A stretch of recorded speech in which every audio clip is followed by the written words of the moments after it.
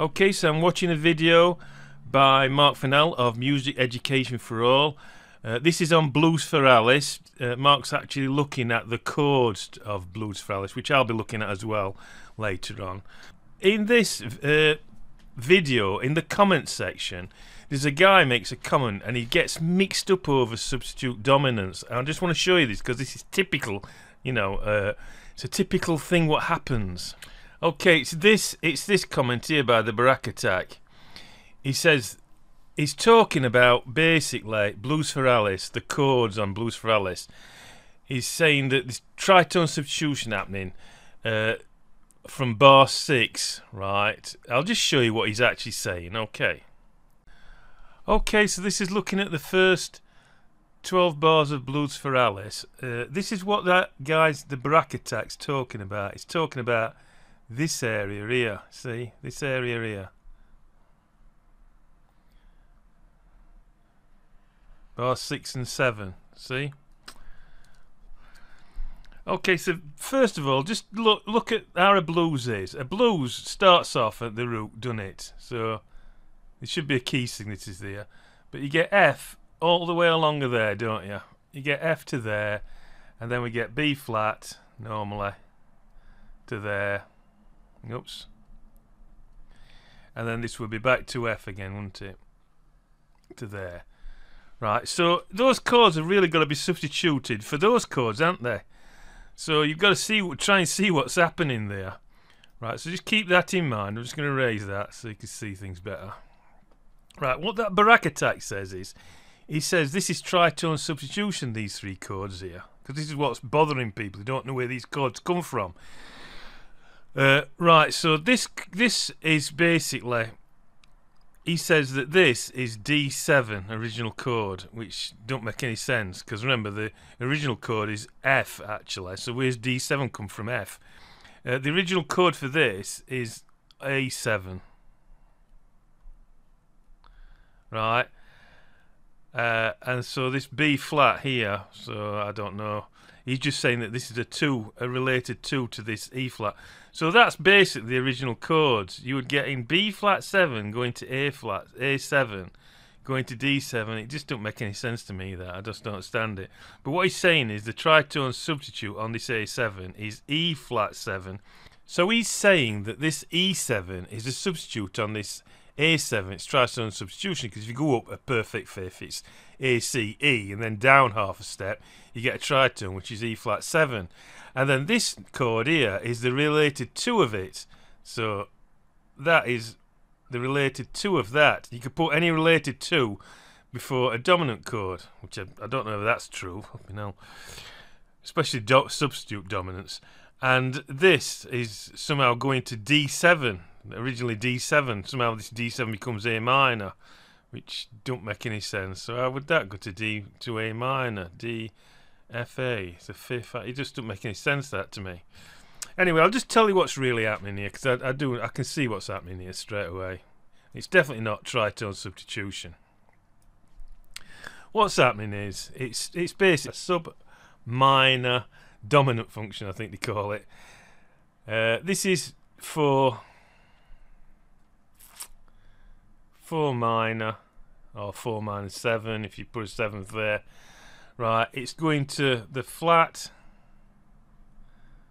7, and this is going to basically going to 1, but obviously the 1 chord is being substituted by, you can substitute, remember the 1 chord can be substituted by 2 other tonic function chords, which is chord 3 and chord 6. Chord 6 would be D minor, but it's not that, and chord 3 would be A minor. So that is basically chord 3. 3 minor.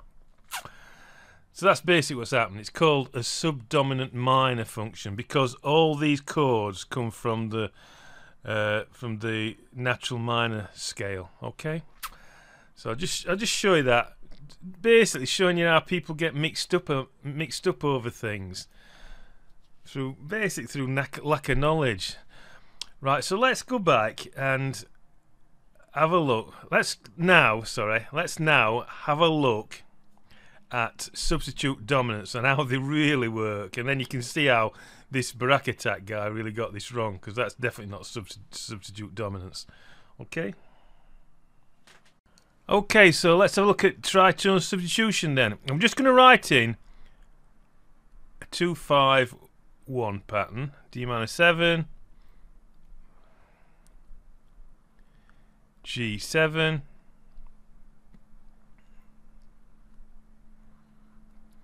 C. Okay, so that's a typical 2-5-1. Now, if we take this G7 chord, right, and we just write it down, so I'm just going to take it down here. I'm going to write it out from the bass here. So we've got G, B, D, F. You can see that between that F and that B, that interval is a tritone. Okay. Now if we reverse that interval and write it down again, so we put the F at the bottom and the B at the top, right, and then build up a chord from that, you would get, this is a 7th chord by the way, you would get D flat, F, A flat and C flat. I'm just changing that B to C flat to make it into a 7th chord, right? So it's just our enharmonic spelling, but it's the same. This is a tritone, this distance here. It's exactly the same as that. Right, so now this chord is the tritone sub of this chord. And you've got the same intervals here, but these two intervals are different. So what you're doing is you're adding in a D flat and an A flat into the mixture, if you know what I mean. So let's just write that out again, right? You should, if you're not following this, write this down as I'm going. You pick it up. It's pretty easy, actually. So what I'm going to do is I'm just going to rewrite this out again, right? But actually put this D flat chord in, right? Okay, so I've written down the D flat within that 2-5-1. So now I've got 2 flat 2. So it's looking like this: 2 flat 2 1. That's the chords, what the chords are looking like. We analyse it. This dominant motion has now moved to subdominant motion, which is a half step, indicated by a dotted line. So what is significant about a substitute dominant? Let's have a look at it. So basically it's called, this note here is called sub 5/7 of 1. Basically it's the subchord of what chord you're going to, and the chord we're going to here is C, right, which is the 1 chord. So it's called the sub 5/7 of 1, which replaces the 5/7 of 1. Replaces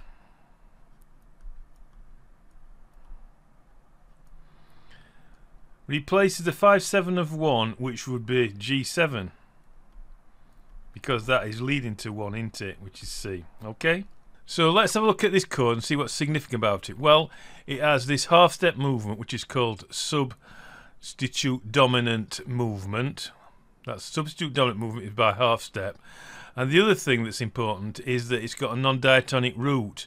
All substitute dominant chords have non-diatonic roots. Okay, so this chord, it fulfills everything.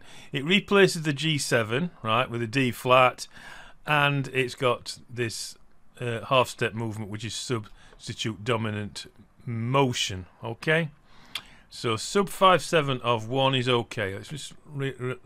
Let's just erase that and look at the other chords. So sub 5/7 of 1 equals, in C, equals D flat 7, and that chord's okay because it fulfills everything we've just seen. Right, what about all the other chords then? All the other substitute dominant chords, are they all okay? Well, I'll go through them one by one. So first thing we'll go through is sub 5/7 of 2. Right, the 2 chord Go it down here. The 2 chord is D minor 7 or D minor, right? The secondary dominant that goes before that is A7, because A7 moves to that, doesn't it? And the tritone up on this A7 would be E flat. Okay? So the sub 5/7 of 2 is this chord, E flat 7. Is E flat 7 okay? Well, yep, it runs by half step down to D minor 7, and it's got a non-diatonic root. So sub 5/7 of 2 is okay, isn't it? So we'll move to the next one now. What about the sub 5/7 of 3? Let's write that down. Sub 5/7 of 3. Well, the 3 chord in C major is E minor, which means that the secondary dominant going to that would be B7, and the tritone sub on B7 would be F7. Does that fulfill the criteria to be a substitute dominant? Well, it's got half step movement down to this E minor here, but it's got a non-diatonic root, so I'm afraid that's not allowed. That can't be. So you can't have a sub 5/7 of 3 in any key, because the sub 5/7 of 3 has a diatonic root, which we don't want. Okay, so let's move on to the next one. What about the sub 5/7 of 4? The sub 5/7 of 4, well, the 4 chord is F, isn't it, or F major. Oops, a daisy. F major. The secondary dominant moving to F would be C7. And the tritone above that, tritone subchord above that, would be G flat 7. Does that fulfill the necessary criteria to be a substitute dominant chord? Well, it's got a half step down to the F, and it has got a non-diatonic root, so that is allowed. So sub 5/7 of 4 is okay.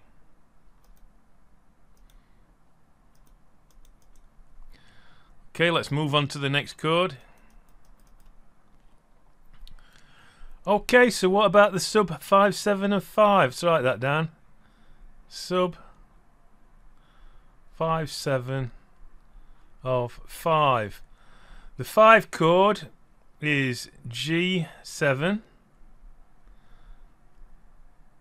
The secondary dominant on that would be D7. And the sub on that would be A flat 7. A flat 7 is half a step up from that G flat. It's non-diatonic root, so that one's okay, isn't it? Okay, let's move on to sub 5/7 of 6.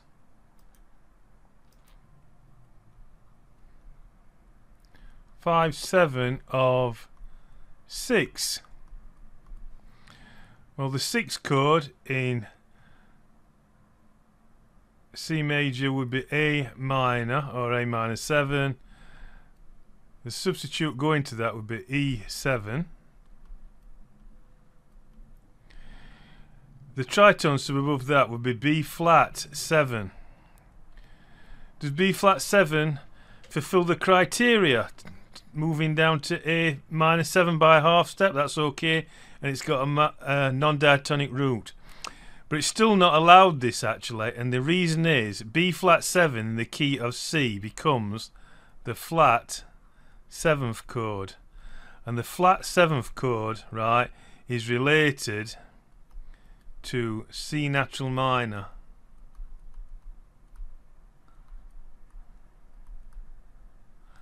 C natural minor scale, right, and it's mainly used in subdominant minor functions, as I've showed you on Blues for Alice.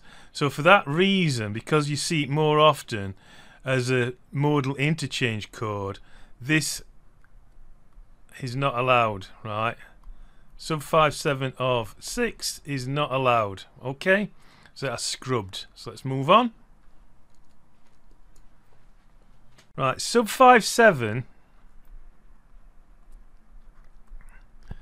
of 7. The 7th chord is B minor 7 flat 5 in the key of C. So if this is B minor 7, the chord that's going to it would be F sharp 7. Right, F sharp 7, the secondary F sharp 7 is actually non-diatonic, so we don't actually allow this. But I'll just carry on and just show what happens if you do carry on. The tritone sub above F sharp 7 is actually C, isn't it? C dropping down to B. C is diatonic, so it won't be allowed even if that note were allowed. So basically, sub 5/7 and 7 don't exist. Okay. So basically, we've only got 4, haven't we? We've got the sub 5/7 of 1,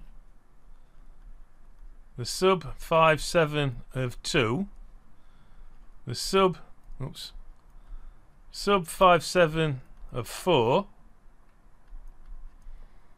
and the sub 5/7 of 5. That's it. After all those chords, we can only have 4 subchords within a key, can't we? So you've got to watch out for that. If you see other chords which have 7th chords that are around, which have not these chords, then you've got to try and find out what they are yourself. You know what I mean? It could be several things. They could be coming from a minor key. They could be special function chords, like in blues, or they could be passing chords. You just got to look out and see what they are. Right, okay, let's erase that, and now we're going to move on to the tensions on these chords. Okay, the tensions on substitute dominants. So just write it down. I'll do D flat 7. D flat 7, which would be the sub 5/7 of 1. Right. Right, I'm just going to write this chord down. I'll write it down here, and then I'll give me some more room, won't I? Right, D flat, F, A flat, C flat. Okay, so the tensions on dominant 7th chords are 1 whole tone or a major 9th, basically a major 9th above a chord tone. Here we can see it as a full tone above these, so it's a full tone above D flat, full tone above F, full tone above A flat. So what I'm going to do is, we need to name them. We need to know what the name is in relation to the D flat major key. Okay, so I'll just write that down.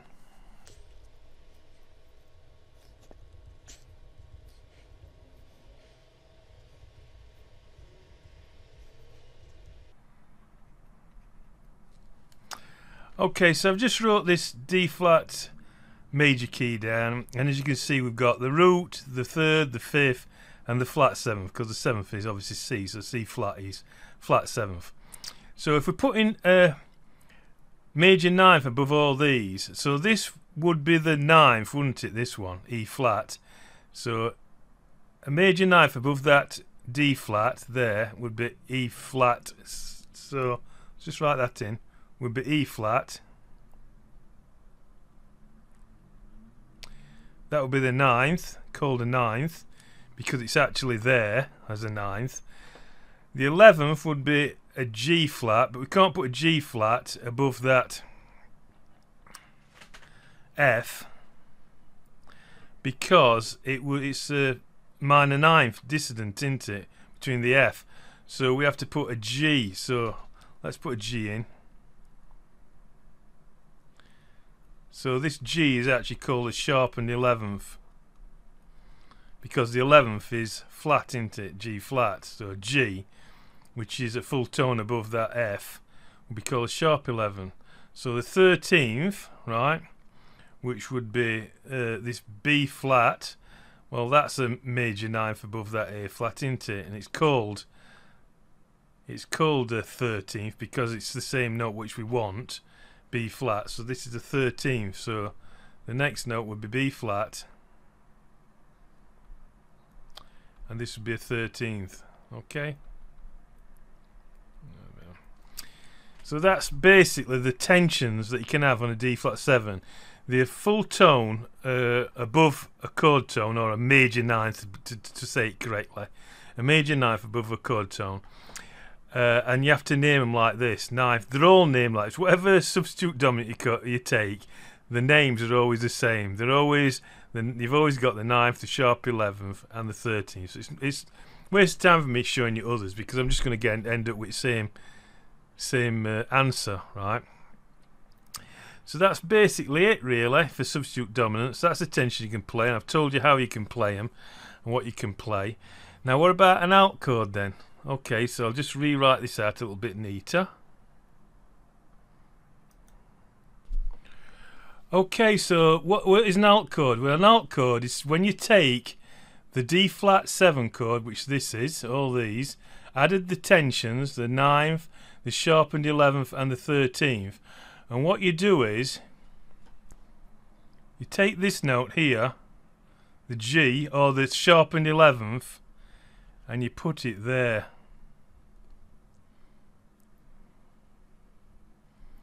So it's not there, it's there, and that is called G alt.